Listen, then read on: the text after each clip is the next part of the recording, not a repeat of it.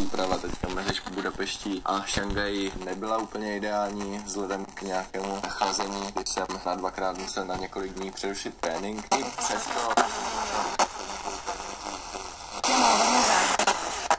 V Budapešti se bude soutěžit v kombinaci boulderingu a obtížnosti. Ta na letošních hrách v Paříži nahradí tokijský formát trojkombinace boulderingu, obtížnosti a rychlosti. Na příjezdu do Prahy po T5 se zdržíte od 5. kilometru v Poloni. Ve pozastavení jeho účinnosti na 19. kilometru.